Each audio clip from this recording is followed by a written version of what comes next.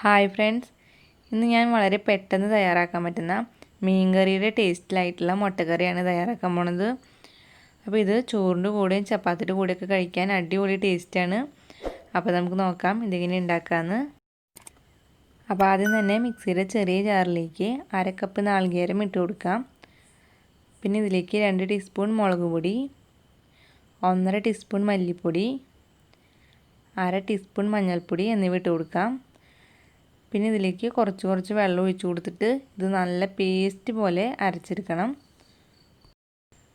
അപ്പോൾ ഇങ്ങനെ നന്നായി അരച്ചിട്ടുള്ള ഈ മിക്സ് നമുക്കൊരു മൺചട്ടിയിലേക്ക് ഇട്ട് കൊടുക്കാം. ഇനി ഇതിലേക്ക് 1.25 തൊട്ട് 2 കപ്പ് വരെ വെള്ളം ഒഴിച്ച് കൊടുക്കാം. അപ്പോൾ ഞാൻ കുറച്ച് വെള്ളം ഈ മിക്സിയുടെ ജാറിൽ തന്നെ ഇട്ടിട്ട് ഒന്ന് കറക്കിയിട്ട് ഒഴിച്ച് കൊടുക്കുകയാണ്. അപ്പോൾ ഞാനിവിടെ 1.25 കപ്പ് വെള്ളമാണ് ഒഴിച്ച് കൊടുക്കുന്നത്.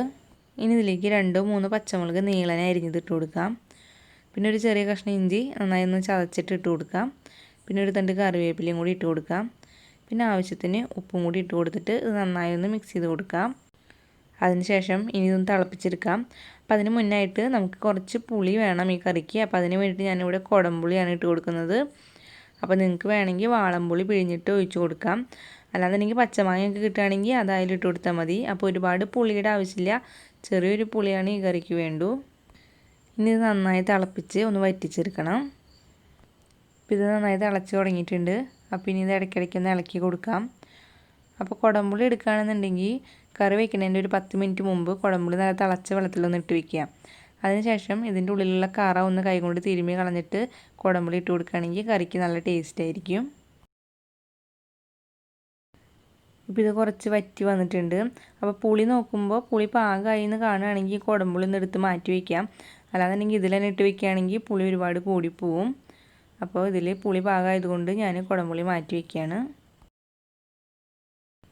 ഇപ്പോൾ ഇത് പാകത്തിന് വറ്റി വന്നിട്ടുണ്ട്. അപ്പോൾ ഒരുപാട് വറ്റിക്കേണ്ട ആവശ്യമില്ല, കാരണം ഇത് തണുക്കുമ്പോൾ കുറച്ചൊന്ന് വറ്റി വരും.